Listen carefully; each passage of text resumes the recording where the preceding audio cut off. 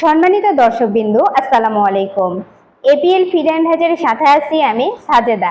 APL feed and হ্যাচারির পক্ষ থেকে সকল ডিলার ও খামারি উদ্যোক্তা ভাই ও বোনদেরকে জানাই আন্তরিক শুভেচ্ছা ও অভিনন্দন।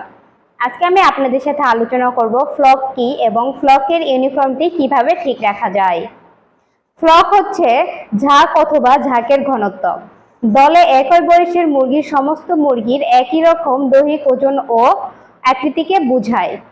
বাচ্চা কেনার সময় মিশ্রিত ছোট বড় বাচ্চা না কিনে একই গ্রেডের বাচ্চা কিনতে হবে এবং ছোট বড় বাচ্চা কিনলে ছোট বড় বাচ্চা আলাদা আলাদাভাবে লালন পালন করতে হবে, তাহলে ফ্লকের ইউনিফর্মটি ঠিক রাখা যায়।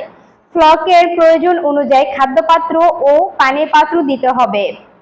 প্রয়োজন অনুসারে খাদ্য ও পানি সরবরাহ করতে হবে এবং ইউনিফর্মটি নির্ণয়ের করণীয়।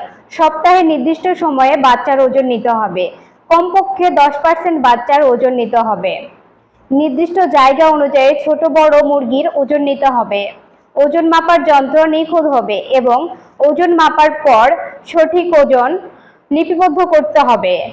ইউনিফর্মটি নির্ণয়ের জন্য ইউনিফর্মটির চার্ট ব্যবহার করতে হবে এবং ততপর ইউনিফর্মটি নির্ণয় মূল্যায়ন করতে হবে। আজকের মতো এই পর্যন্তই। আমাদের চ্যানেলের সকল ভিডিও নিয়মিত সবার আগে পেতে চ্যানেলটি সাবস্ক্রাইব করুন এবং বেল আইকনটি বাজিয়ে দিন। লাইক, কমেন্ট, শেয়ার করে অন্যকে দেখার সুযোগ করে দিন। ধন্যবাদ।